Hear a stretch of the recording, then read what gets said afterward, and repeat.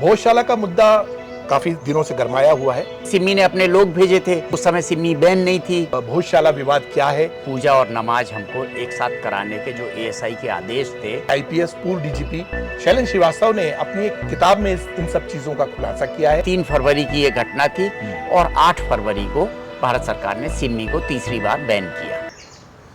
नमस्कार, एक बार फिर से आपका स्वागत है। भोजशाला का मुद्दा काफी दिनों से गरमाया हुआ है और आर्कियोलॉजिकल सर्वे ऑफ इंडिया ने अदालत के निर्देशों के बाद करीब 101 दिन से ज़्यादा पूरे इलाके का सर्वेक्षण किया है, अनुसंधान किया है और वहाँ कई चीज़ें वहाँ पर उनको मिली हैं, जिसमें कि मूर्तियाँ हैं, कमल के निशान हैं और बहुत सारे आर्टिफैक्ट्स हैं। लेकिन आश्चर्य की बात यह है कि इस पूरे अनुसंधान के पहले ही ऐसी बहुत सारी चीज़ें थीं जो कि भोजशाला में स्थानीय प्रशासन को और वहाँ पर जितने अफसर थे उनको इस अपनी ड्यूटी के दौरान भोजशाला में वाघ देवी मंदिर होने के सबूत मिले थे। लेकिन सबसे दिलचस्प बात मैं आपके सामने बताना चाहता हूं कि हमारे मध्य प्रदेश के आईपीएस पूर्व डीजीपी शैलेंद्र श्रीवास्तव ने अपनी एक किताब में इन सब चीज़ों का खुलासा किया है, जो कि बहुत चकित करता है कि वाघ देवी मंदिर कितना पुराना था और भोजशाला विवाद क्या है, किस तरह से भोजशाला विवाद में दो पक्ष आमने सामने रहे और किस तरह से उनको इस स्थिति का सामना करना पड़ा, इस स्थिति से कैसे उन्होंने मुकाबला किया। इन सब पर चर्चा के लिए हमारे साथ हैं श्रीवास्तव साहब, आपका स्वागत है सर।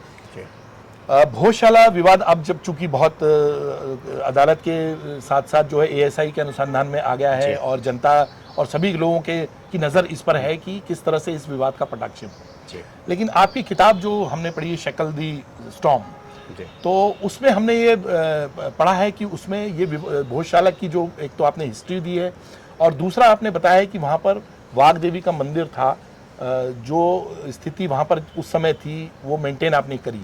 तो आप आपने जब वहाँ पर आपकी एज ए आईजी इंदौर थे, आपने वहाँ पे क्या क्या देखा उस मंदिर? देखिए, पहली चीज़ तो हाईकोर्ट के आदेश पे एक एक्सपर्ट एजेंसी इन्वेस्टिगेशन कर रही है।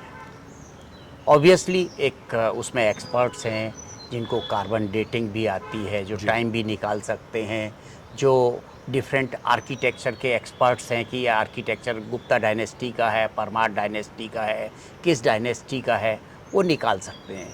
तो इसलिए इसका ओरिजिन क्या है, इस पर मेरा कुछ कहना उचित नहीं होगा।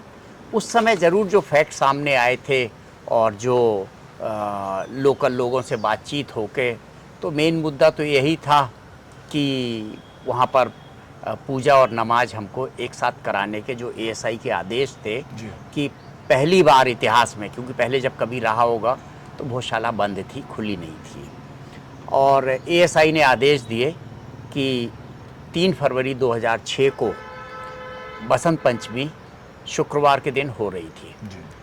अब निर्देश मिले कि सनराइज से और 12:30 बजे दिन तक हमको पूजा और हवन कराना है। 12:30 से 1 बजे के बीच में भोजशाला को और मेजॉरिटी कम्युनिटी से खाली कराना है जी। और फिर 1 से 3 तक माइनॉरिटी को उनकी अपनी नमाज कराना है। उसके बाद 3 से 3:30 के बीच में फिर से भोजशाला को खाली कराना है और फिर 3:30 के बाद से सनसेट तक फिर से पूजा और हवन कराना है। ये एक कठिन काम है। हम लोग छोटे छोटे लॉ एंड ऑर्डर अरेंजमेंट्स करते हैं। 5000 की भीड़ को खाली कराना कठिन होता है। उस समय तो करीब 1 लाख के आसपास लोग पूजा और हवन करने वाले थे और माइनॉरिटी के भी 25-30 हज़ार लोग वहाँ पे नमाज पढ़ना चाहते थे, जो कि एक प्रैक्टिकली संभव नहीं था। बहुत कठिन काम था। समहाउ बाय गॉड्स ग्रेस एक शांतिपूर्वक पूरी स्थिति निपट गई और पूजा अच्छे से हुई। बहुत सारे हमारे पास बीच में इफ्स एंड बट्स थे कि हवन रुकता नहीं है, बीच में किसी दूसरे धर्म की रंगोली और उसके सामने नहीं हो सकता, तो कुछ व्यवस्था ऐसी बनाई और कुछ माइनॉरिटी को भी कुछ कॉन्फिडेंस में लिया। राज शासन बहुत सतर्क था और राज शासन ने एक public interface, political public interface उनको वहाँ पे डेवलप किया था। उसका बहुत बड़ा रोल रहा और फाइनली शांतिपूर्वक दिन बीत गया स्थिति बहुत कठिन थी। तो सर, ये ऐसी क्या वजह है कि ये हमेशा पॉलिटिकल मुद्दा बना रहा है और काफ़ी लंबे समय से इसमें राजनीतिक के अलावा धार्मिक जितने संगठन थे वो भी बढ़ चढ़कर जो है इस पर अपना दावा कर रहे थे। ऐसा क्या पॉइंट है इसमें कि ये बहुत बड़ा पॉलिटिकल इशू बना? देखिए, हम पुलिस वाले हैं, हमारा बड़ा लिमिटेड रोल होता है। हमारा रोल होता है कि राज शासन के, भारत सरकार के जो आदेश आए हैं उनका पालन कराना। उसको हम ये भी नहीं देख सकते हैं कि इसकी वैलिडिटी क्या है, कैसा है। भारत सरकार से जो आर्कियोलॉजिकल सर्वे ऑफ इंडिया के जो निर्देश आए, राज शासन ने कहा इसका अक्षरशः पालन कराना है। तो हमने वही किया कि जो आदेश आए थे आर्कियोलॉजिकल सर्वे ऑफ इंडिया को, उसको एग्जीक्यूट कराया। बाकी उसके इन्वेस्टिगेशन में हमारा रोल नहीं था, हमारी अथॉरिटी भी नहीं थी। हमने अपने को अपने काम तक लिमिट किया था। सर, आपने अपनी किताब में भोजशाला का इतिहास भी लिखा है, तो इतिहास तो आप बता सकते हैं कि जो वहाँ पर वहाँ रहते हुए जो आपको वहाँ का इतिहास पता चला, जो आसपास से जानकारी जुटाई आपने, वो क्या है उसमें जो किताब में आपने मेंशन किया है? सर, हम वो जानना चाहते हैं। देखिए, भोजशाला राजा भोज ने बनवाई थी, इसमें कोई विवाद नहीं है। वहाँ पर 6 स्कूल्स ऑफ हिंदू फिलॉसफी चलते थे जी, उसमें भी कोई विवाद नहीं है। राजा भोज ने 28 ग्रंथ लिखे थे। अच्छा।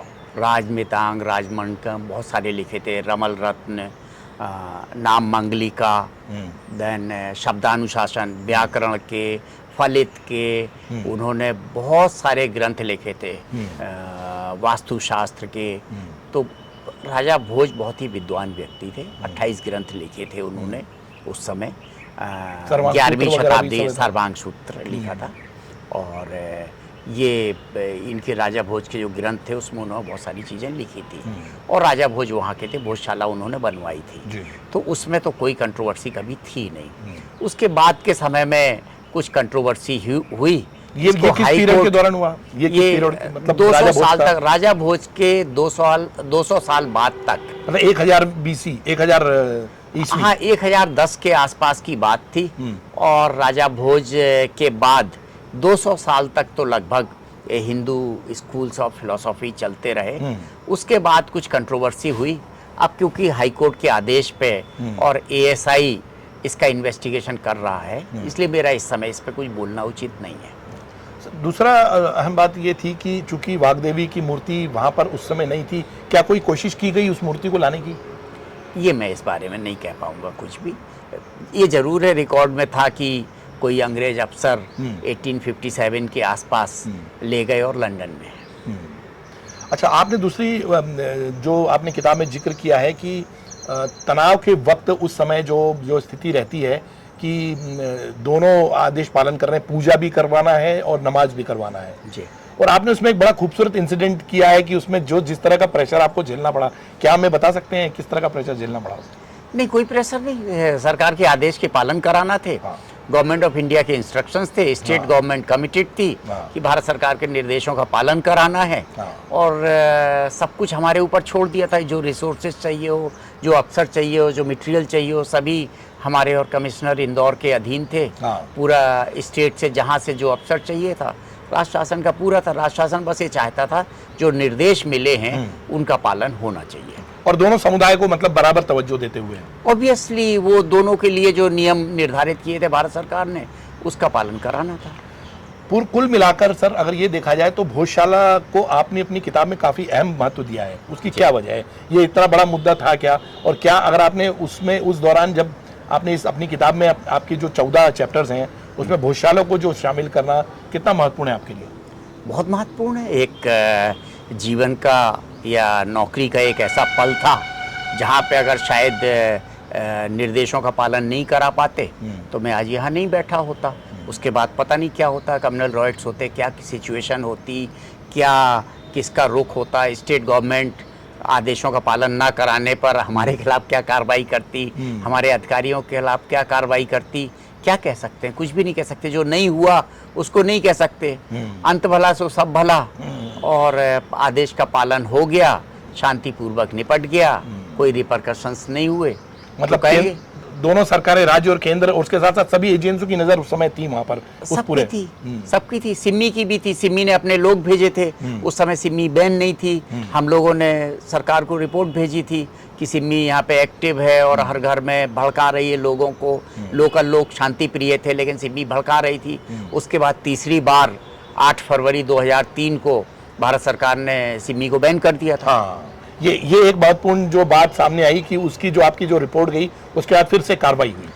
देखिए, बहुत सारी एजेंसीज काम करती हैं, मैं नहीं कह सकता, मैं ऐसा इतना बड़ा क्लेम नहीं कर सकता हूँ, लेकिन जो मेरी नज़रों में आया, हमने लोगों को अवगत कराया, जो एजेंसीज के लोग थे वो भी तो आखिरकार अपना काम करते हैं, वो और एक्टिविटीज़ देखे होंगे, उन्होंने कंसोलिडेटेड एक अपना डिसीजन लिया होगा। मैं इतना बड़ा क्लेम नहीं कर सकता हूँ कि मेरी वजह से हुआ या हमारी वजह से हुआ, बट इट हैपेंड।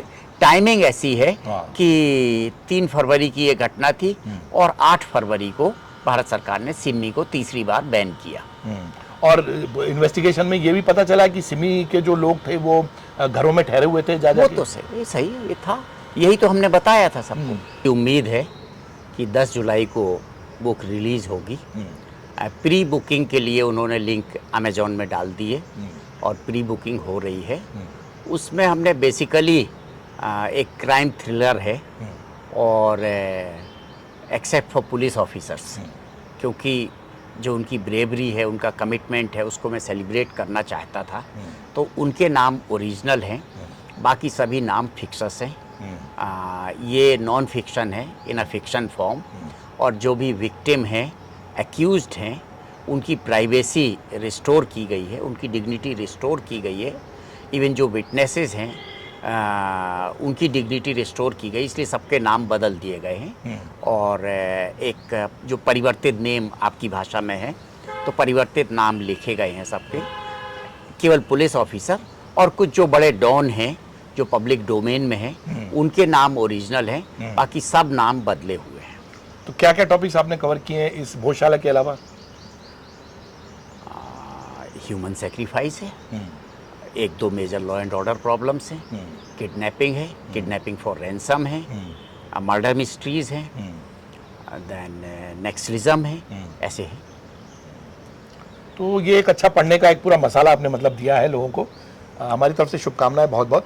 और अब इस किताब का इंतज़ार रहेगा, लेकिन भोजशाला पर जो तथ्य जुटाकर और जो जानकारी डॉक्टर श्रीवास्तव ने हमें दी है, मैं समझता हूं कि एएसआई की 100 दिन की जो छानबीन है, जो अनुसंधान है, उसके बाद अदालत जो फैसला लेगी तो उससे दोनों पक्ष जो है संतुष्ट होंगे और किस तरह का विवाद की स्थिति जो है वो एक तरह से थमने की कोशिश की जाएगी इसको। इस मुद्दे पर अगर आपकी कोई राय है और आप अपनी कमेंट्स में जरूर लिख के भेजिए। इसी के साथ शेयर, लाइक और सब्सक्राइब का बटन भी दबाएं। बहुत बहुत धन्यवाद।